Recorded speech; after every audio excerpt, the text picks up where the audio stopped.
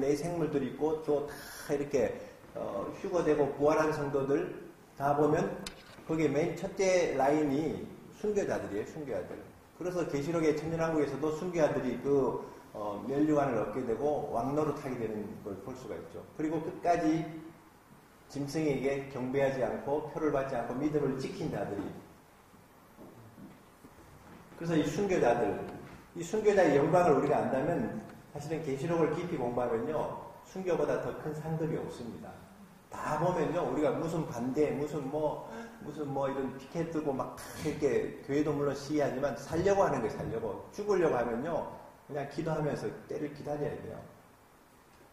이 모든 상황들도 어떻게 보면 하나님이 이 믿음을 온전하게 하시기 위해서 허락하신 구도로 가는 거예요. 우리가 원하는 구도가 아니잖아요. 기도하면 기도할수록 데이비차도 그렇더라고요. 3년 동안 기도하면 기도할수록 나라가 더 어려워지더라고요.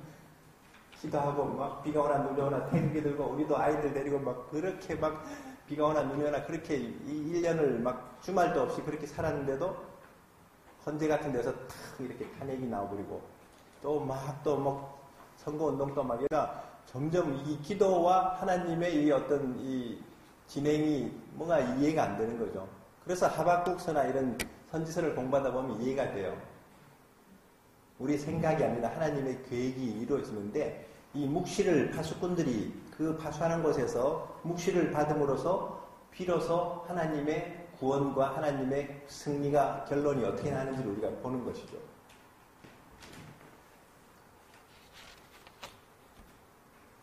정확하게 에녹의 그 아들 무드셀라가 죽은 969세로 죽은 그 해가 노아 홍수 심판이 시작된 노아 600세였다는 것을 보면 하나님의 시간표는 정확합니다. 하나님은 반드시 그 종들에게 말씀하시고 행하시는 하나님이시죠.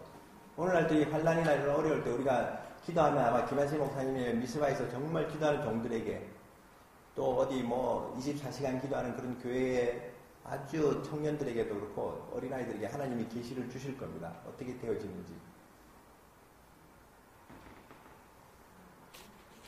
성경이 말씀하는 마지막 때의 징조의 첫 번째가 죄가 세상에 가득하면 하나님의 심판이 온다는 것을 노아 때에도 보여줬고 에녹을 통해서 분명히 경고를 해주고 있습니다. 그 다음 왜 지금이 엔타임이고 마지막 때인지 성교의 완성을 보면 알 수가 있습니다. 마태복음 24장 14절에 이 천국복음이 모든 민족에게 증거되기 위해서 온 세상에 전파되리니 그제야 끝이 오리라.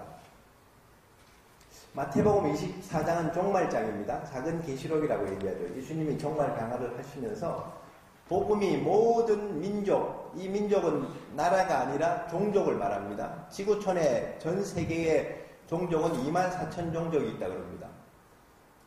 나라 수는 200여 나라가 있지만 종족은 중국 같은 나라가 56개의 종족이 있잖아요. 인도도 방언을 쓰는 나라 종족들 많죠. 다 이런 종족들이 다 합쳐지면 24,000 종족인데 이 종족들에게 복음이 전해지면 끝이 온다. 여러분들 구글의 그 AI라는 그 인공지능 컴퓨터가 2020년 원래 몇 년이죠? 네. 왜냐면 해가 가는 것도 모르고 오늘 벌써 달력이 마지막 달력이 되어버렸더라고. 12월 달이 되어버렸어요. 점점 이 한 해도 끝이 오듯이 여러분들 종말이 가까우고 있으니까 회개하고 복음을 믿으시기 바랍니다. 점점 주님 오실 날이 가까워왔어요. 이제 2020년이 되면요 모든 종족의 언어로 성경이 번역이 된대요. 이 AI가 번역을 해버린대요. 2020년 2년이면 끝난대. 2년이면. 근데 위클리프라는 성경 번역 선교회는 한 3년 뒤에 2023년 돼야지 모든 종족의 언어로 성경을. 이제는 어찌 보거나 3년 5년 안에 모든 성경은 종족의 언어로 끝나는 거예요. 지금 무슨 의미입니까? 복음이 모든 종족들이 들어간다는 말이죠. 이제는 선교사가 안 들어가도요 SNS로 막 넘치잖아요. 방송으로 그냥. 북한 땅에도 지금 극동아시아 방송 복음이 단파 라디오에서 듣고 와서 조영기 목사님 설교 들었다 그러고 누구 설교 듣다고 막 그러잖아요. 이 미스바도 좀 이게 극동아시아나 이런 라디오로 북한도 들어가면 좋겠어요. 그러면 우리가 이제 가서 또 반갑게 할 일이 많지. 그렇게 인터넷은 국경이 없으니까 전 세계로 이렇게 아랍에서도 5천만 명이 듣는 라디오 방송으로 매일 복음전도 설교하는 목사가 있어요. 숨어가지고. 그 사람은 아랍 국가의 아주 공적 1호로 돼가지고 잡히면 죽는데 이제 그렇게 놀라운 이란, 레바논 뭐 이런 나라들 여러분들 요르단 이런 나라들 기독교 인구가 거의 10%가 넘어가요. 그 나라들은 다 저기 저 중동이라 해서 무슨 이슬람들이 아닙니다. 콥틱 교회도 있고 굉장히 성령의 역사가 많이 일어나요. 핍박하니까 무슨 큰 동굴 속에서 막 수만 명이 모여서 막 예수 예수 막 하면서 얼마나 그렇게 외칩니까? 그런 일들이 지금 하나님의 열심으로 이 선교의 완성이 이루어지고 있습니다. 통계학적으로도 보면 제가 선교학을 전공했다고 그랬잖아요. 1990년에 우리 한 사람이 미스바 대각성 미대륙 대행진을 갔을 때 뉴욕에서 선교대회가 열렸는데 거기서 그 고석희 목사님과 그 선교위원장이 선교 보고를 할 때 전 세계 24,000 종족 중에 12,000 종족이 복음화되었고 12,000 종족이 미전도 종족으로 남아있다. 앞으로 이 절반의 12,000 종족을 향해서 우리 선교의 동력을 모으자 하면서 막 그렇게 외치더라고요. 1990년이었습니다. 그러다가 10년이 지나고 2000년이 되니까 미전도 종족 선교 운동이 한참 90년대 후반부터 14십 창문지역 뭐 미전도 종족 그 운동이 일어날 때 충신교회에서 서울의 충신교회 박종수 목사님 거기에서 한정국 여기 오셨던 한정국 선교사님이 미전도 종족 선교 운동의 그 대표였었는데 그분이 10주년 선교대를 하면서 6,000 종족이 미전도 종족으로 남았다는 보고가 그때 올라왔었어요. 2000년도에. 제가 그 선교대를 그때 매듭이 돼서 참석한 것도 신기하지만 보고가 이렇게 10년마다 이렇게 그 미전도 종족이 줄어들고 있어요. 그리고 2010년에는 저희가 할렐루야 교회 분당에 있는 그 할렐루야 교회에서 이스라엘 기도 성회를 10월에 할 때 지구촌교회 그 이동원 목사님이 특강하러 잠깐 오셨다가 선교 보고를 얘기하면서 3,000여 종족이 지금 미전도 종족이 남았다고 이렇게 보고를 해요. 2010년이니까 8년 전이잖아요. 그 다음부터는 1년, 2년 단위로 1,500종족, 500종족 줄어들면서 지금은 거의 로단의 선교 보고나 이런 데이터들 보면 미전도 종족이 거의 없는 시대라고 지금 이야기를 하고 있습니다.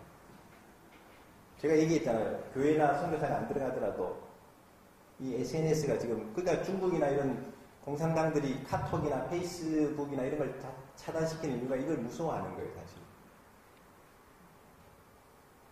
이제 중국도요, 2020년까지 시진핑이가 외국 선교사들을 미국이고 한국이고 모든 선교사들을 다 중국에서 내보내라고 공산당 지령을 내려가지고 지금 대부분 우리 한 사람 출신 선교사들도 벌써 두세 가정이 벌써 나와 있고 다 추방되고 있어요.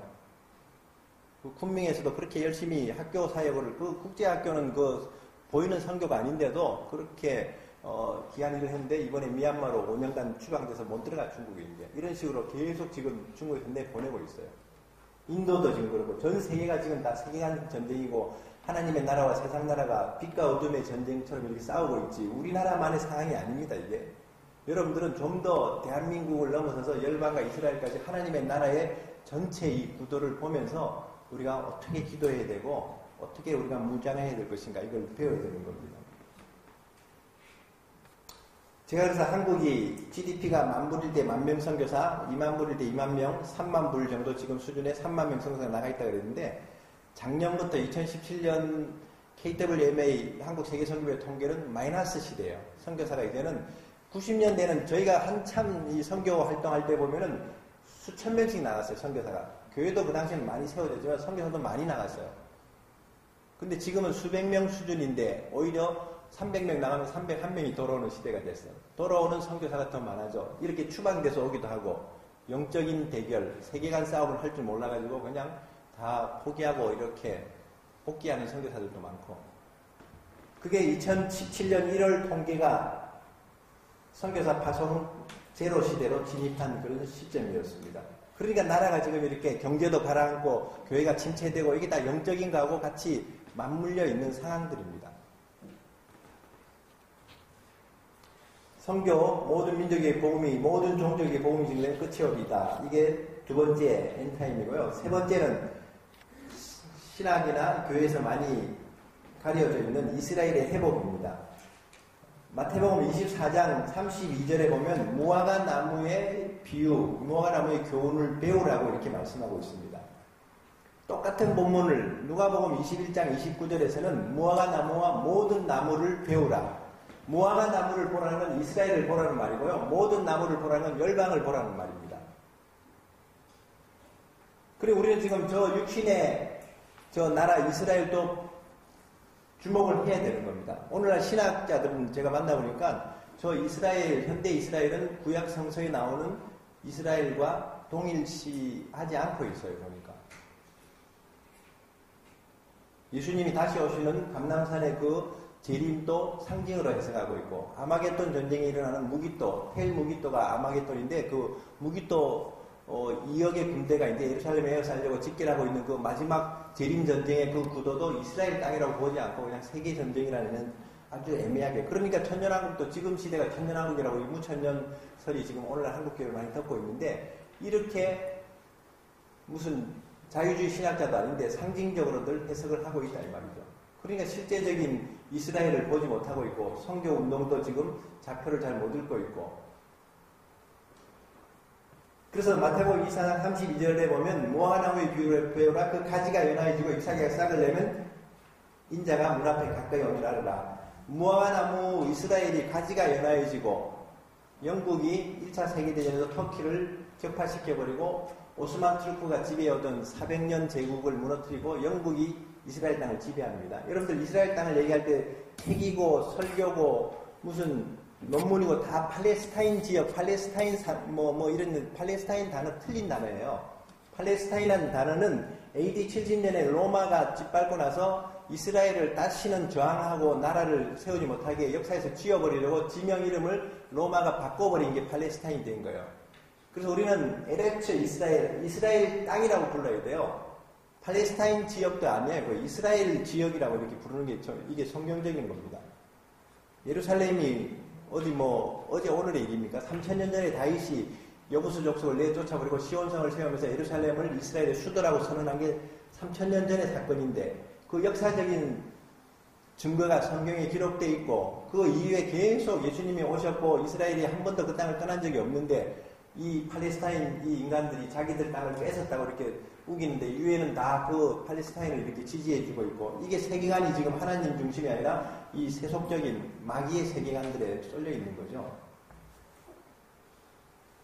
그래서 예수님이 무화과나무가 가지가 연하여지고 잎사귀가 싹을 내는 걸 보라. 그게 1917년에 영국이 이기면서 영국 외상이 유대인들의 도움으로 전쟁에 이깁니다. 그 와이즈만이나 이런 과학자들이 TNT 폭탄도 만들어주고 하면서 그 아주 비대칭 전력으로 이제 터키가 무너지고, 영국이 승리하게 되니까 유대인들에게 빚을 갚아야 되니까 유대인들을 도와주겠다면서 독립을 도와주겠다고 선포한 것이 1917년에 영국 외무부 장관 발포아 선언이 이제 역사에 나오죠. 그게 가지가 연하여진 이스라엘이 독립할 기미가, 어떻게 보면 1897년에 스위스 바젤에서 시온주의 운동이 일어날 때도 19세기 말에도 사실은 그 가지가 연하여지는 그 사건의 배경은 우리가 잘 알듯이, 여러분들 인터넷에 드레피스 데이 사건, 프랑스의 드레피스 데이 사건을 치면은 그 사건이 나오는데요. 이 얘기를 하면 정말 오늘날 우리 한국에 이 정의가 이렇게 왜곡되고 있고 거짓된 이런 평화와 이 선동들이 일어나고 있는 걸 이해할 수 있습니다. 1894년에 일어난 사건인데, 드레피스 데이 사건이, 그 앞에 한 20년 전에 1870년 여름에 프랑스 황제 나폴레옹 3세하고 독일, 그 당시에는 프로이센이라는 이 독일 국가와 전쟁을 하는데 독일이 이겨요. 프로이센 독일이 이기면서 프랑스 3세, 나폴레옹 3세가 적국의 포로로 잡혀갑니다. 이제 완전히 프랑스가 땅도 내줘야 되고 세금을 바쳐야 되는 지배를 받죠. 그럴 때 11살짜리 알프레드 드레피스라는 이 소년이 자기 민족 프랑스를, 드레피스는 유태계, 프랑스계 유태인이었어요. 프랑스나 영국에 유태인 많잖아요, 유럽에. 그래서 자기 나라를 지키고 다시 부강한 나라로 세워야 되겠다고 결심하면서 군인이 되겠다고 결심하고 나서 나중에 진짜 한 20살이 돼서 포병 장교로 이제 군대를 갑니다. 그가 군대 복무할 때에 프랑스와 독일이 사이가 안 좋았는데, 프랑스의 군사 기밀이, 정말 중요한 군사 기밀이 독일 정보국으로 넘어가요. 그러니까 이 프랑스 국방부에서 지금 완전히 발칵 뒤집혀가지고 그 범인을 색출하는 거야. 어느 놈이 이렇게 독일에다가 우리 군 포병 대대들 군사 무기의 모든 위치들을 다 이렇게 기밀을 보내줬는가? 그 당시는 과학 수사를 못하니까 지문으로 이렇게 알아낼 수도 없고 DNA 검사도 안 되고 그냥 필체가 비슷한 놈을 찾다 보니까 잘 안 나오는데 유택의 장교가 하나 딱 드레피스가 눈에 띄는 거예요, 이제. 이전부터 원래 이 흑사병 때도 유대인들이 우물에 독을 넣어갖고 그랬다면서 유대인들 학살하고 막 그냥 약탈하고 다 죽이고 십자군 면역 때리고 유대인들은 역사적으로요, 하나님의 율법을 떠나가서 계속 지금 고난의 역사, 그게 유대민족의 비극의 역사라고 우리 한사랑에서 쓴 그 책에 나오는데 그런 시기를 보내니까 유대인 포병 장교에게 이 온 마치 이전에 박근혜 대통령 탄핵할 때 보면은 온 막 강화문에서 그냥 단두대니 막 무슨 뭐 포성줄로 묶고 그 짓들을 똑같이 했었어요. 유대인 이 장교를 재판은 이 무죄라고 죄를 고백하지도 않는데 그냥 재판에 데려가가지고 막 재판하는 날 가톨릭 신문하고 모든 시민들이 막 갈기갈기 저 드레피스를 찢어 죽여야 된다면서 막 저주를 퍼붓고 그런 사태가 일어났었어요. 그게 1894년에 드레피스 대회사 있었는데 근데 이 군사재판에서 무기징역, 종신형을 때리면서 아주 흉악한 범죄자들을 보내는 그 섬에다가 이렇게 가둬버립니다. 이 드레피스를. 근데 놀랍게도 얼마 지나지 않아서 이 정보를 유출한 범인이 에스테나지라는 이 범인이 진범이 잡혀요. 육군 장교였어. 이 사람이 군사기 유출한 잡혔는데 국방부가 자기들의 그 모든 하는 짓이 있으니까 그 진범을 잡아온 그 지휘관을 저기 아주 지방의 한직으로 이렇게 내려 보내버리고 이 약식 재판을 하면서 이 진범을 무죄로 석방해 줘 버립니다. 그때 지식인들 중에 프랑스의 소설가로 국민들의 지지를 받고 정말 존경을 받는 에밀 졸라라고 있어요. 에밀 졸라가 프랑스의 그 유명한 신문 여명이라는 그 신문 일면에다가 글을 쓰고 기고를 합니다. 그 제목이 나는 고발한다 그런 제목이었죠. 드레피스는 무죄며 진실을 덮으려는 프랑스군을 범죄 집단이라고 비난을 하죠. 나는 역사의 공범자가 되고 싶지 않아서 나는 이 드레피스의 무죄를 고발한다. 그랬더니 이 프랑스 국방부가 이제 이 에밀 졸라도 못마땅하니까 벌금형과 이 유배령을 때려가지고 저 영국으로 또 추방해버려요. 그러고 나서 이제 프랑스 사회에 뭔가 지금 마치 우리나라 조선일보 일면에 그런 기사가 나와서 막 반향이 일어난 것처럼 뭔가 프랑스 사회가 좀 뒤숭숭해지고 다시 한번 이렇게 여론이 들끓고 있습니다.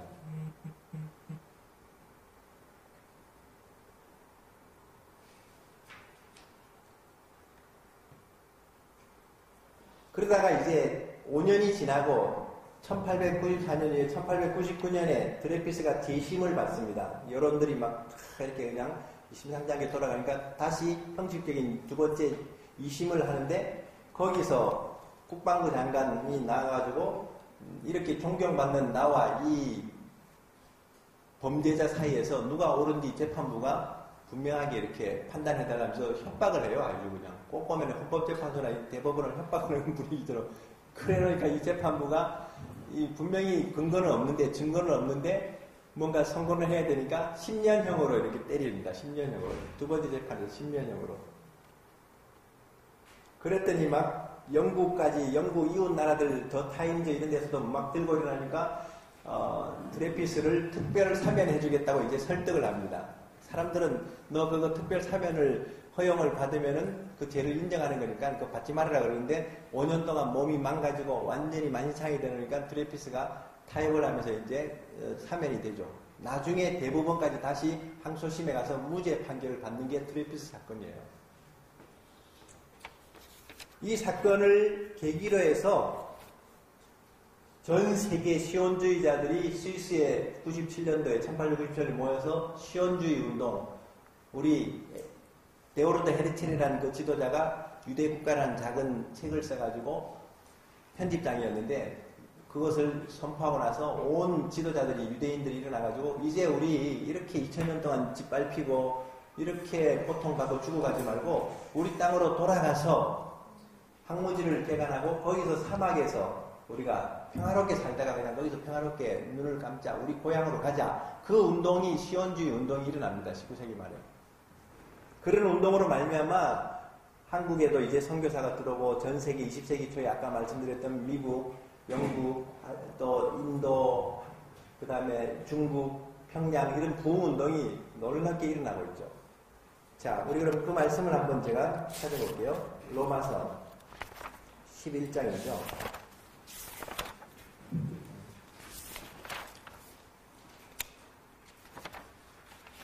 맨 뒷페이지에 아마 나올 겁니다. 13페이지, 여러분들 페이퍼의 13페이지에 로마서 11장 5번에 이스라엘의 회복과 열방의 부흥이라는 그 구절이 있죠. 로마서 11장 맨 마지막 장에 12절, 11장 12절 시작. 그들이 넘어짐이 세상의 풍성함이 되며 그들의 실패가 이방인의 풍성함이 되거든 하물며 그들의 충만함이리요. 15절. 그들을 버리는 것이 세상의 화목이 되거든 그 받아들이는 것이 죽은 자 가운데서 살아난 것이 아니면 무엇이리요. 이스라엘이 넘어짐으로 이방 교회가 은혜의 시대를 우리가 또 얻게 되고 그들의 실패가 이방인의 풍성함이 되는데 하물며 그들의 충만함이요. 그러니까 이스라엘이 19세기부터 시온주의 운동이 일어나면서부터 성교 부흥의 시대 또 놀라운 세계적인 부흥이 그 밑에 있는 박스가 그런 내용들이죠. 시온주의 운동 가운데 이런 미국, 중국, 한국, 칠레 이런 놀라운 세계적인 부흥 1948년 이스라엘 독립하고 나서 전 세계 130개국이 넘는 나라가 같이 독립을 합니다. 그리고 복음전도, 빌리그레함 복음전도 운동, 캐드린 쿨만 같은 신유운동, 펜타코스타, 오순절, 순복음교회가 다 이때 일어나죠. 50년대에. 순복음운동, 오순절운동. 전 세계의 늦은 비의 성령운동이 막 일어나죠. 사실은 19세기 말이 되면서부터 2000년 동안 방언이 없었는데, 방언이 그쳤었는데, 방언의 은사가 회복됩니다. 20세기 들어와서 부흥운동이 일어나면서 성령이 임하시니까 혀가 부풀어지면서 막 방언이 원래 방언도 사도행전 2장에 나오는 그 방언은요 나란 말이거든요. 사람의 방언이라고 아라비아 16개국에서 온 사람들이 그 말을 알아듣고 이 방언을 하면서 복음이 선포되는 거야. 그 사람들에게 하나님의 은혜와 하나님의 놀라운 역사를 기도가 그게 나오니까 저 사람들은 자기들 말로 그러니까 성령님은 성교의 하나님이시죠. 성령이 임하시면 그 사람들에게 성교의 영이 임해가지고 복음을 전할 수밖에 없어요. 저도 25살에 한 사람이 와가지고 성령을 받고 너무너무 담대하게 막 우리가 차를 타나 저기 역 광장이나 지하철을 타나 그냥 복음을 전하고 캠퍼스에 가서도 이게 원래 제가 그렇게 점잖은 사람이 그렇게 하는 게 아닌데 하나님의 마음이 사랑이 부어지니까요 그냥 불쌍한 거야 세상이. 지금 나라가 불쌍한 것처럼 영혼들이 다 불쌍해졌어요 정말. 그래가지고 복음 전하고 성령이 임하시면요 중국말로 방언이 나오고 독일말로 방언이 나오고 그 나라를 복음을 전하도록 그 사도행전이 그런 역사였었습니다. 물론 방언은 고린도서 13장에 보면 사람의 방언이 이렇게 나란 말이고요. 천사의 말은 그 못 알아듣는 방언이에요. 여러분들은 대부분 아마 못 알아듣는 천사의 방언을 하는 것 같은데 정말 성령님이 시급하실 때는 이 나라의 말로 이렇게 사람의 방언을 주시죠.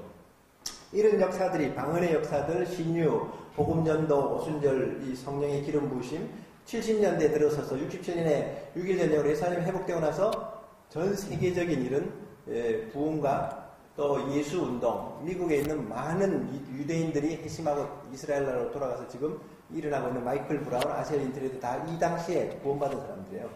이런 역사들을 성령님이 하시는 걸 볼 수 있죠. 자, 다시 우리 앞으로 돌아와서 이렇게 마지막 때에 이 징조들이 죄의 가득함과 성교의 완성과 이스라엘의 회복. 그러니까 지금 우리는 이 세 번째 좌표를 지금 붙들고 기도해야 됩니다. 이스라엘이 지금 저렇게 독립한 것이 70년이고 그 당시에 50만 정도의 이 유대인 인구가 지금은 650만이 됐어요. 마치 홀로코스트에 600만이 죽었는데 마른 뼈들에게 인자야 이 뼈들이 너희 살겠느냐? 불가능하죠. 이스라엘 나라가 지금 1878년 동안 AD 70년부터 지금 1878년 동안 나라 없이 전 세계로 흩어져 가지고 죽임 당하고 있는데 어떻게 나라가 다시 세워지는 거 인류사에 이런 기적이 없고 그 나라가 다시 돌아와서 알리아 운동을 하죠. 소련 공산주의가 92년대에 무너진 것도 그 땅에 150만의 유대인들이 지금 그 땅으로 이스라엘로 돌아갔고 전 세계 나라들이 돌아가는데 안 돌아가는 나라가 미국하고 캐나다잖아. 너무 지상의 낙원이니까 안 돌아가. 저 나라에 분명히 하나님이 환난을 주실 겁니다. 인도네시아도 지진이 일어나니까 다 집에서 뛰쳐나가고 살려고 지금 공항으로 가서 수송이 타고 막 그러잖아요. 그러니까 하나님이 예레미야 16장 16절에 지금은 어부의 시대로 돌아가라고 이렇게 전도자들이 이끌어주지만 나중에는 사냥꾼들이 와서 몰아낸다 그랬어요. 지금 돌아가야지 생명과 재산도 지킬 수 있지만 나중에는 재산도 다 뺏기고 더 늦으면 생명도 뺏기는 시대가 오는 겁니다. 그래서 여러분들 주변에 유대인들 돌아다니면 빨리 이스라엘로 돌아가라고 권면하라고 방황한 이 사람들은 군대 제대하고 나면 전부 다 막 인도로 뭐 어디 무슨 저기 그 뭐죠 그 인도의 힌두교 그 무슨 그거 배우러 뭐 뉴에이지 그런 거 뭐 하러 오고 또 뉴질랜드 뭐 이런 데 뭐 관광 가고 일본으로 가고 한국으로만 오면 여기서 복음을 들을 수 있는데 한국어는 잘 안 와요. 유대인들이 군대에 제대하고 나서 그 전쟁의 트라우마가 있으니까 얘네들이 막 그 스트레스를 풀려고 전 세계를 여행을 다니는데 그래서 크리스찬 공동체들이 게스트하우스를 중국이나 뭐 이런 나라들 여행 오는 데서 유대인들 게스트하우스에서 안식일 지키고 먹여주고 공짜로 채워주면서 복음 전하는 그런 단체들이 많이 일어나고 있어요. 한국도 좀 그런 운동들이 많이 나면 좋은데 그 유대인들이 지금 그렇게 돌아가고 있고 600만이 저렇게 그리고 그 당시에 70년 전에 1948년에 예수님 믿는 유대인을 메시아닉 주이시라고 했는데 메시아닉 주가 한 20-30명 정도 수준이었는데 지금 3만 명이 넘어요. 우리가 이스라엘에 6월달에도 가보고 다녀보잖아요. 교회들도 수백 개가 있고 저렇게 유대인들이 그러니까 지금 분명히 이스라엘이 저렇게 회복되면 무화과 나무 가지가 연하여 지금 잎사귀가 싹으려면 인자가 문 앞에 이른다 그랬는데 주님이 오시는 타이밍에 지금 우리가 서 있죠. 그리고 놀랍게도 우리는 지금 70년 전에 태어난 사람들이 아니라 이스라엘이 회복된 걸 지금 보고 그 구약의 예언이 성취된 시대를 살고 있고 주님이 오시는 것을 지금 목전에서 우리가 보면서 마지막 때를 향해서 가는 게 아니라 마지막 때를 살고 있는 시대를 그러니까 여러분들이 지금 땅의 미련을 버리세요. 제가 병원에서도 이렇게 한 3년 목회를 해봐서 아는데 사람들이 죽을 때 땅에 미련이 많으면 눈도 못 감더라고. 그래서 제가 다 감춰줬어요. 너무 땅에 지고 있는 것이 있고 뭐 이렇게 미련이 있으면요 안 죽어요.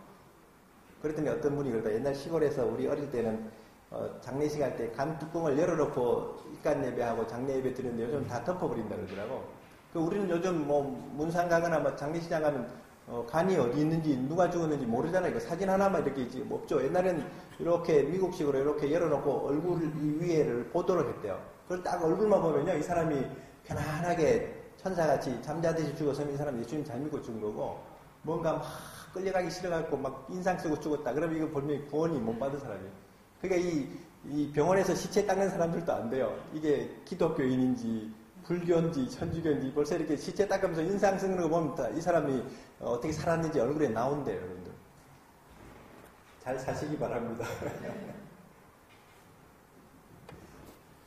자, 이스라엘을 이렇게 예수님이 마태복음 23장에서도 예루살렘아 하면서 그렇게 암탉이 그 새끼를 날개로 품는 것처럼 했는데 원치 않아서 선지자를 보내면 다 선지자를 죽이고 아들을 보냈는데 예수님마저 죽이고 그래서 이 데살로니가 전서에서 사도 바울도 유대인들의 죄악 때문에 하나님의 진노가 임한다. 왜? 선지자들도 다 죽이고 예수님도 죽이더니 자기들도 안 믿더니 이방인들이 예수님 믿으니까 그거마저 해방하는 것이 초대교회 때 유대인들이 예수님 못 믿도록 이방인들이 예수님 믿는 거 얼마나 그러니까 베드로 같은 사도도 그냥 그 고넬료의 가정에 가기 전에 부정한 환상을 보듯이 유대인들의 세계관이 넘어서지를 못하는 거죠. 오늘날 우리가 이스라엘의 회복에 대한 이 계시를 모르고 있듯이 유대인들은 이방인들의 구원의 비밀을 모르고 있어. 자기들의 회복과 하나님으로만 섬기고 있는 이런 세계관. 이 세계관이 그래서 하나님의 세계관이 아니면요. 전부 자기 신학, 자기 무슨 교단에 이런 어떤 교파의 신학 이런 쪽으로 머물 수 있습니다.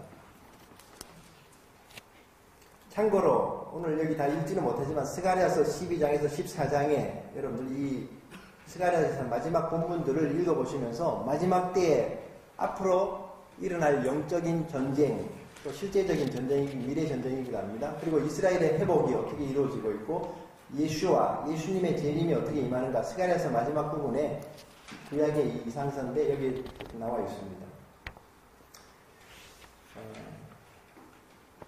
종말의 타임테이블들은 여러분들이 미스바에도 나오고요. 또 이렇게 구글이나 네이버에 검색하면은 체계적인 우리 계시록이나 이스라엘 강의들이 올라와 있으니까요. 검색을 해서 좀 보시면 되겠고요. 70일의 예언들 이거 다 설명할 시간이 없어서 참고하시고 다니엘서에 나오는 아까 적그리스도의 예표인 BC 167년에 안티오쿠스 에피파노스 헬라의 셀루쿠스 왕조의 그 악한 통치자 작은 뿔이라고 표현하고 있는데 이 8장에서 다니엘이 그 2300주야 동안에 성소를 더럽히는 이런 일들을 제사와 예물도 금하게 하고 이게 딱 적그리스도의 전형이고 예표인 인물이 나왔었죠. 그래서 마카비가 제사장 가문의 경건한 자들이 다시 혁명을 일으켜갖고 그 성전을 탈환하고 8일 동안의 성전을 정결케 하면서 성경 봉헌식을 하는 게 그게 한우카입니다. 요한복음에는 수전절이라고 나오죠. 수전절. 그게 한우카. 성전을 다시 회복하고 하나님 앞에 드린. 그게 다음 주일 12월 다음 주일이 아니고 내일이구나. 내일 저녁부터가 한우카예요. 사실은. 내일 저녁부터 보통 성경은 저녁이 되면 아침이 되니 첫째 날이더라 그렇게 나가죠.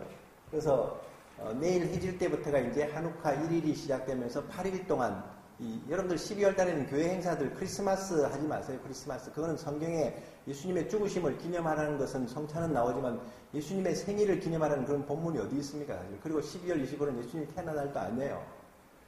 예수님은 분명히 절기 때, 초막절이나 이런 절기 때 태어나실 텐데 이거 지금 이 캐톨릭이 굉장히 때와 법을 많이 바꿔놓다 보니까 혼돈이 돼버리고 무슨 뭐 이 추리도 추리하니까 추리가 돼버리고 그걸로 막 너무 반짝반짝 예산 쓰지 말고 오히려 현대백화점이나 저런 데가 더 잘하더라고 그런 거 반짝반짝한 건 그런 걸로 괜히 이렇게 모양 내고 무슨 뭐 극동방송도 매 라디오 차 타고 가다 보면 무슨 벌써 11월 달부터 무슨 뭐 캐롤 같은 무슨 뭐 성탄 그런 것만 쭉 그러는데 물론 예수님의 그 탄생과 이런 부분들은 본문을 우리가 기억하는 건 좋은데 그걸 너무 여호와의 절기 구약에서 말하는 레위기 23장에 6월절도 아니고 오순절도 아니고 초막절도 아닌데 그걸 무슨 교회의 행사와 절기로 삼아버리는 이런 전통들은 이방 교회의 풍습을 그대로 우리가 받은 것이지 영적인 게 아니라 오히려 내일 저녁부터 가지는 한우카가 중요해요. 한우카가. 그 헬라 제국에서 제우스 신전을 세우고 돼지피를 뿌리고 성전에 제사를 거치고 이런 것들에 대해서 의분이 일어나고 이 성전을 회복하기 위해서 독립전쟁을 한 거예요. 그냥. 그리고 하스몬 왕조가 이제 쭉 100년 넘게 이어지지 않습니까? 마카비 혁명이라고 치면 또 검색이 나오는데 이 마카비의 이런 역사들 그러니까 우리 몸의 성전도 회복해야 되고 우리 가정과 교회도 지금 회복하고 이 민족 성전도 회복하자고 하는 이게 지금 12월 내일 저녁 12월 3일 저녁 2일 저녁부터 이제 8일간 그래서 촛대가 보통 이렇게 메노라는 7개인데 이 하누카의 촛대는 9개입니다. 9개.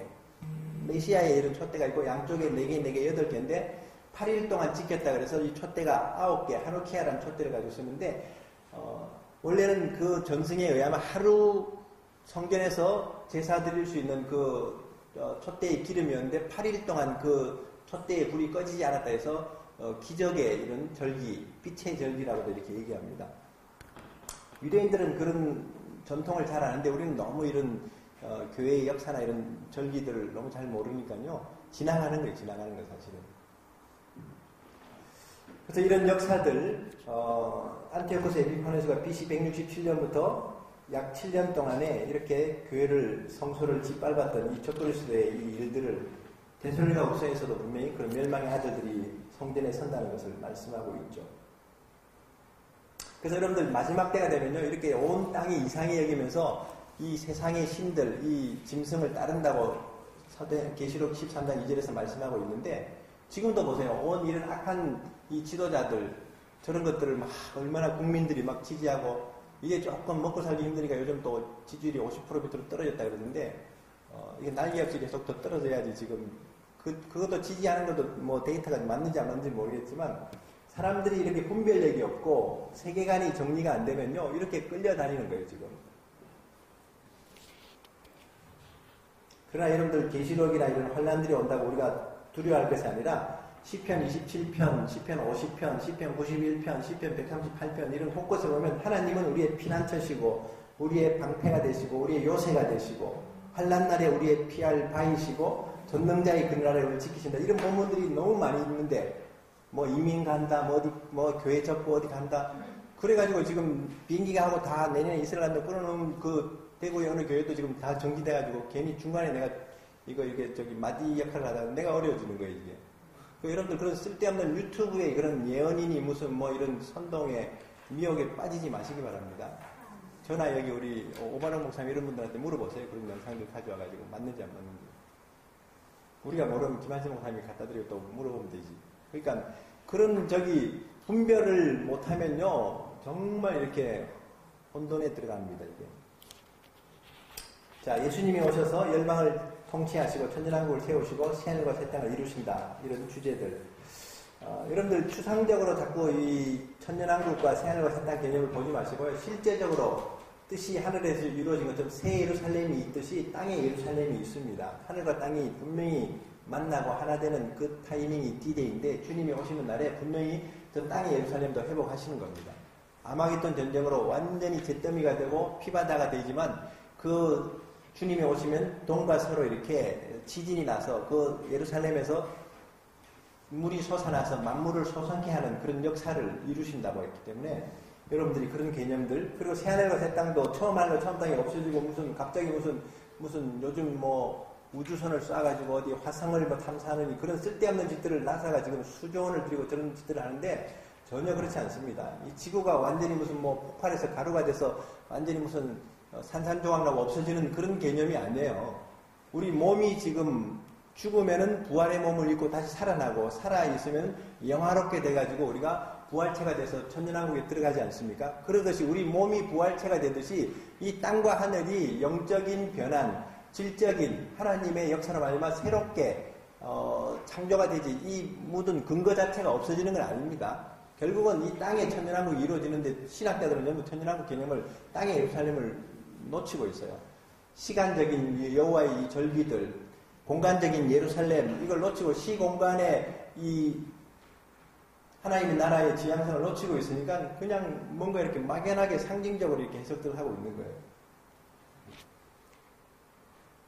자, 그런 내용들, 이스라엘의 이 부르심, 내가 지도가 없으니 설명을 못하리고, 이스라엘의 그 지도를 보면 전부 제국들, 애국과 아수르, 바벨론 제국 사이에 샌드위치가 되어 있습니다. 메소포타미아 문명과 또 애굽 문명 사이에서 갈등이 일어나고, 기후도 지중해에서 서풍이 불지 않으면 바닷바람이 불지 않으면 비가 오지 않고 1년 내내 500mm도 안 되는 강우량으로 얼마나 이렇게 사막화가 되는지, 요단에 동풍이 불면 완전히 그냥 광야가 되어버리죠. 그런 속에서 신명기 7장에서 수요가 작은 민족을 하나님이 복음의 통로로 제사장 나라로 부르셨다. 우리 상황을 봐도 지금 굉장히 열악하잖아요. 그러나 이들에게 로마서 9장 4절에서 제가 그래서 로마서 9장 10장 11장을 꼭 읽어보시라는 게 중요한 거예요. 사도 바울이 이스라엘 신학이 여기 다 나오고 하나님의 나라의 키를 여기다가 비밀을 말씀해주고 있는데 8가지 특권을 줍니다. 육신적인 환경은 정말 절망적인데 하나님의 계시가 그들에게 임합니다. 내 아들이라고 부르시죠. 그 다음에 하나님의 셰키나의 영광이 그들에게 임하고 토라를 십계명을 신의 산에서 그들에게 주시고 우리 민족이 무슨 하나님의 무슨 십계명을 받고 언약을 받은 게 없잖아요.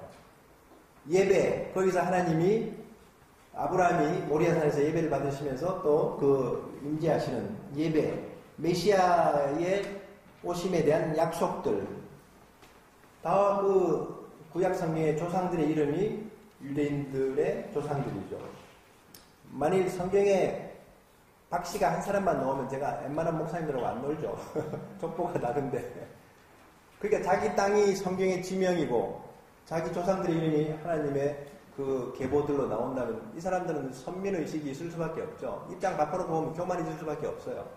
그러나 하나님은 복의 통로가 되고 모든 민족에게 복음을 증거하라고 부르셨는데 그 사명을 요나처럼 사명을 저버리니까 환난과 이런 징계를 받는 거거든요. 이 민족도 우리 민족도 부르심이 있고 분명히 마지막 때 하나님이 이 최종주자로서의 사명이 있을 텐데 그걸 망각하고 한국교회가 지금 이 함몰되어 있고 울타리에 갇혀 있으니까 하나님이 흔드시는 거예요. 이 민족호를 지금 이게 이 풍랑을 주시는 것은 우리를 지금 던져넣게 하시기 위한 하나님의 섭리가 있는 겁니다. 그래서 이런 징계가 임했죠. 율법을 떠남으로 말미암아서. 그래서 로마에 의해서 AD 70년에 110만 명이 학살되고 9만 7천 명이 포로로 끌려가면서 이 환란이 이방인의 때가 차기까지 있다 그랬는데 어떤 면에서는 67년에 51년 전에 이스라엘이 예루살렘 땅이 회복되면서 이방인의 때가 끝날 수도 있죠. 그러나 제가 볼 때는 아직은 중동 대전쟁이라는 시편 83편의 그 전쟁들 에스겔서 38장 39장에 나오는 세계 3차 대전 계시록에서 말하는 8장의 6째 나팔, 유프라테스 전쟁이 아직도 남아있어요. 그러다 보면 유대인들은 아직까지는 스가랴서에도 3분의 2가 이제는 죽는다 그랬는데 그런 환란이 제2의 홀로코스트가 또 한 번 남아있습니다. 앞으로 교회와 이스라엘은 한 번 더 환란 가운데 들어가서 하나님의 그 연단을 통해서 환란과 인내를 통해서 예수의 나라에 들어간다. 이게 지금 계시록이 말씀하고 있는 거지 무슨 환상적인 부흥운동이 일어나가지고 주님이 오시는 이런 신사도적인 이런 이 팬밀레니엄 같은 종말론 이게 아니라 이 말이에요. 사실은 환란 전에 휴거한다든지 이런 가르침들이 오늘날 교회를 너무 안일하게 만들어버리고 머물러 있게 만드는 쪽. 그래서 여러분들 여기 제가 지금 페이퍼를 드렸기 때문에 지금 시간이 이제 끝날 시간이어서 마칠 텐데 여기 반유대주의가 왜 역사적으로 일어났는지 초대교회 이후에 사도들이 무너지고 이방교회 지도자들 세워지고 그 다음에 신약 성경이 헬라어로 기록되고 4세기부터 기독교가 국교가 된 게 좋은 게 아니라 교회가 제도화되고 정형화되고 세속화되면서 유대인들 반유대주의 정책이 일어났는데 이 원인은 교부들이 우리가 잘 아는 어거스틴 같은 이런 교부들 여기 요한 크리스토돈 같은 이런 사람들이 안디옥이나 이런 데서 막 설교하면서 유대인들을 하나님이 싫어하고 저주를 받았고 가인의 저주로 떠돌아다니면서 이렇게 형벌을 받아야 되는데 이런 식으로 독서를 하는 것 때문에 그 후에 중세시대 5세기부터 15세기 1000년 동안에 이 유대인들이 그렇게 참혹하게 죽임을 당하고 십자군 전쟁 11세기 14세기 흑사병 그리고 아까 드레피스 데이 사건 19세기 전부 이렇게 지금 유대인들을 그 스가랴서 1장에 보면 하나님은 조금 노하셨는데 저 이방이 더 짓밟아 버렸다고 이렇게 표현하고 있는데 그래서 막 이 히틀러 같은 인간들은 막 유대인들은 모두 문제의 근원이고 악의 결정체고 또 아리안 혈통에 독을 넣는 전과자들이고 뭐 이러면서 막 죽이죠. 옛날 십자군 전쟁 때는 유대인들을 죽이고 너희 영혼이 구원을 받으라 그렇게 외쳐놓고 이 히틀러들은 이 허리띠에다가 하나님이 우리와 함께 하신다 그런 막 구원을 써놓고 자기들이 하나님의 뜻을 따라서 했다고 히틀러가 자살하기 직전에 그 회고록에도 나오지 않습니까? 이런 짓들을 자기 신학과 자기 세계관에 빠져 있으면 할 수 있습니다. 루터가 바로 그렇게 제가 아까 말씀드렸던 유대인의 거짓말에 대해라는 이 책에서 이렇게 쓰고 있으니까 지금 영향을 받은 거예요. 이 책에서. 루터가 그런 줄 압니까? 켈빈, 여기는 지금 제가 안 써놨지만 존 켈빈도 하나님은 그 백성 전체의 눈을 멀게 하셨고 그들은 마치 반항하는 개와 같아. 이게 칼빈이 한 말이에요. 나는 많은 유대인들과 많이 만나서 많이 대화를 했지만 그 어떤 유대인에게도 경건의 한 조각도 진리도 창의성의 기미나 상식도 발견할 수가 없었다. 유대인들을 이렇게 폄하하고 독서를 한 게 이 켈빈이고 루터고 이렇게 돼 있어요. 그 오늘날 장독의 신학이고 모든 이런 우리 이 개혁주의 신학의 기둥이라고 보고 있는데 그 두 얼굴이 있습니다. 이런 영향력으로 유대인들이 얼마나 역사적으로 당했으면요. 7세기에 이슬람이 그 이스라엘 땅으로 들어올 때 유대인들이 오히려 환영했대요. 너무 막 캐톨릭이나 중세시대 때 당해놓으니까 이 이슬람은 평화의 종교인 줄 알고 지금도 거짓 평화고 테러 종교인데 그 평화라고 봐요. 그래 환영하면서 했는데 나중에 이슬람이 나중에 돌변해가지고 더 이제 막 집단 학살을 하고 핍박을 하죠. 그러다가 또 이제 19세기, 20세기 초에 볼셰비키 혁명이 1918년에 러시아에서 소련에서 일어날 때 그 공산혁명의 이론이 칼막스가 유대인이거든요. 그리고 공산 지도자들, 당위원, 지도위원 7인 중에 4명이 유대인이었어요. 그만큼 세상을 바꿔버리고 싶었던 거예요. 유대인들은 너무 2000년 동안 당해가지고. 그리고 그 전 소련의 공산당원들, 전국의 공산당원들 16%가 유대인이었어요. 그러니까 유대인들이 세상을 장악한다는 음모론이 나올 수밖에 없죠. 그러나 그 유대인들의 그 고통을 생각하면요. 지금도 유대인들은 교회 가도 이스라엘 교회는 십자가가 없다 그러잖아요. 십자군의 그 트라우마도 있고 히틀러의 독일 교회가 침묵하면서 그 죽임을 당하던 홀로코스트가 있고 그러니까 더하기 빼기 할 때 더하기도 안 하고 O자처럼 이렇게 쓰고 밑으로 안 내려와. 이 표시가 아이들 더하기 빼기 할 때도 사자 쓸 때도 사자 쓰다 보면 십자가가 나오잖아요. 그 사자를 다 안 써요. 사자 쓰고 밑으로 이렇게 끊고 위에는 안 꺼요. 도로도 이리 십자로가 없어요. 교차로가. 전부 로타리로 돌아가면서 나가는 이스라엘 가보시면 알잖아. 건축도 우리가 창문이나 이런 데 십자가 모양의 건축 디자인이 안 나와요. 그만큼 그러나 십자가는 복음인데 마귀가 그들에게 그렇게 가려버리는 이 정말 교회가 그 유대인들의 피를 흘린 것을 회개의 눈물로 씻지 않으면요, 하나님 앞에서 우리가 회개하고 하나님의 얼굴을 구하지 않으면 이 진노와 재앙은 계속 이어지는 거예요, 사실은. 그러나 그런 고통 가운데서도 하나님의 사랑이 얼마나 놀랍게 나타나는지, 저는 제가 이스라엘의 비밀을 알면서 하나님의 사랑의 비밀을 보게 됐어요.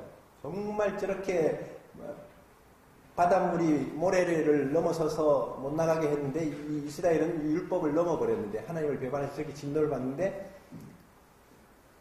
하나님은 낮에 해가 빛을 발하고 밤에 달과 별들이 정하여진 그 질서가 있는 한 내 앞에서 이 민족은 언제나 존재하겠다. 이렇게 하나님의 창조의 질서가 무너지지 않는 한 이스라엘은 그 앞에 있다고 하면서, 여인은 그 젖먹는 잊을 수 있지만 나는 너를 잊지 않겠다고 이사야 예언처도 그렇게 사랑하시는, 제가 부모로서도요, 자녀가 말을 잘 들을 때도 있지만 말을 너무 안 들을 때도 많잖아요. 자녀가 둘인데도 하나가 미전도 종족이고 하나가 이스라엘이야. 그러면 얼마나 힘들겠어. 그런데 하나님은 그 사랑을 이스라엘 향해서, 지금 우리는 다 잊어버렸고, 유대민족도 자기들이 독립되고 저렇게 구원받는 것조차도 다 벌써 이렇게 상실해버렸는데도 하나님은 이스라엘의 기적, 히브리어를 다시 찾게 하시고, 땅을 찾게 하시고, 백성들이 알리아에서 돌아오게 하시고, 독립하게 하시고, 또 이방교회가 이제 이 비밀을 알고 이스라엘과 한 세상으로 이렇게 만나게 해주시고, 이런 기적들이 놀랍게 일어나고 있습니다. 그런 속에서 17세기의 청교도들은 이미 이 비밀을 알아서 이스라엘에서 기도하면서 그 영광을 나타냈었고요. 18세기 이후에 그런 경건한 이 선교사들, 포리템폰, 바실리아 술링크, 윌리엄 케이, 이런 많은 사역들은 알았습니다. 그리고 그 다음에 나오는 야눌스 코책, 여러분들 야두바셈 그 홀로코스트 기념관에 가면 큰 시커먼 돌로 이렇게 조각상이 이렇게 큰 두 팔을 벌리고 있는 그 야눌스 코책 폴란드 교육가가 아이들이 계속 그 양팔에 가득 이렇게 안겨 있는데, 192명의 유대인 고아들을 손을 잡고 같이 화물차를 타고 그 아우슈비츠 가스실로 들어가서 죽임을 당하는데, 이 사람은 유대인이 아니었어요. 폴란드 사람이었어요. 저는 이런 기사들을 볼 때마다 눈물이 나요. 하나님의 의인들이 그 시대마다, 그래서 이 사람을 기념하기 위해서 의인의 나무도 심고 의인의 그런 어떤 조각상들, 거기서 돌에 눈물이 이렇게 나는 그런 조각상들, 홀로코스트 안에만 들어가지 마시고 그 기념관 밖에 공원에 가면 이런 게 다 있어요. 그런 조각상들도 나물도. 니콜라스 윈턴 같은 체코의 은행가들은 그 돈 버는 걸 가지고 영국으로 이 유대인들 고아들 169명을 이렇게 비자를 사서 도망시키다가 마지막 그 열차가 발각되면서 아이들이 잡히니까 세상과 인연을 끊고 완전히 홀로 독시하다가 나중에 방송국에서 어떻게 알고 그거 150년 동안 감춰진 무슨 그거 하면서 50년 동안 감춰진 그 비밀하면서 그거 서프라이즈 프로그램에서 그때 살아남은 사람들 다 모아놓고 그 프로그램 그 유튜브에 나오더라고요. 이런 기적들. 오스카 신들러는 여러분들 신들리스트 영화를 봤었는데 1200명을 구출하고 마지막에 그 금이빨을 빼서 유대인들이 반지를 만들어주니까 울면서 자기가 저 자동차를 팔았어도 3명을 더 구할 수 있었고, 자기 배지를 팔아도 1명을, 그러니까 우리가 지금 구할 수 있을 때 영혼들 구해야 되고, 지금 하나님 앞에 우리가 그 음성에 순종해야 되는 시간들이죠. 제일 부러운 건 제가 이 일본 사람이에요. 스케하라 지우네. 일본이 그냥 잘 살고 막 저렇게 그냥 예수님도 믿는 사람 별로 없는 것 같은데, 이스라엘 기도 운동은 80년 전부터 일본을 했었어요. 우리보다 훨씬 빨라요. 그러다가 자기들은 그 기도 응답으로 독립을 본 거고, 또 스케하라 지우네가 리투아니아의 유대인들이 막 잡혀가고 죽임당할 때에 그 영사로 있으면서, 일본은 독일하고 이탈리아하고 악의 연합이었는데 일본 정부에다 물었더니 절대 유대인들 도와주지 말아라. 우리는 유대인들을 지금 죽이는 편에 서 있는데 무슨 소리 하냐. 너 저기 직위를 해제시켜버리고 본국에 소환해버린다 했는데도 이 사람이 크리스찬이었어요. 밤새 기도하고 고민하다가 6,000명에게 비자를 찍어주고 소련으로 가는 열차, 저 하바로프로 가는 열차를 태워서 살려줍니다. 이거요, 일본에 가면 대단한 영화 배우가 이 사람 모노드라마를 이렇게 제작해가지고 전국을 다니면서 모노드라마 공연하는데, 이 사람은 안 믿는 유명한 일본 영화 배우인데, 이 사람이 이 스케하라 지우네 역할로 모노드라마 하다가 예수님을 만나버렸어요. 흉내만 내도 이렇게 인재가 있어요, 이분은. 이런 역사들이, 이 의인들이 있습니다. 이런 복되고 아름다운 분도 있어요. 히틀러 같은 저런 악한 년, 우리 이 정부나 이런 무슨 북한에 저런 악한 것들도 있는가 하면은 분명히 지하교회 그 눈물로 탄식하며 기도하는 성도들이 있고, 한국교회에서도 정말 숨은 7천년들이 있어서 하나님의 역사를 바로 세워갈 줄 믿습니다. 자, 나머지 이스라엘 역사는 보시고요. 오늘 강의는 여기까지 하고 40분 간인데 50분 간이 됐네요. 조금 오래됐고. 유튜브도 괜찮겠구나. 구글이나 네이버에서 박재남 목사나 이스라엘 학교 이런 검색하면 좀 더 자세한 강의가 있고, 미스바 1기, 2기에도 마지막 때와 이스라엘, 세계관과 영적전 이런 강의들 있고요. 그런 참고해서 좀 미스바 홈페이지에서 좀 강의들을 같이 좀 공유하시면 좋겠습니다. 기도드리겠습니다. 우리 미스바 킹덤 미션 스쿨을 통해서 이 민족의 회복과 또 한국교회의 회복을 이루게 해주시고, 또 열방과 이스라엘의 사명을 감당해서 주의 길을 예비할 수 있도록 지금 점점 하나님의 시간표가 다 완성되어 가고 있는데, 우리 정신을 차리고 우리가 기도하고 또 빛을 발하는 주의 종들, 주의 성도들 되도록 우리 주여 부르고 한번 기도하고 다음 시간 가봅시다. 주여!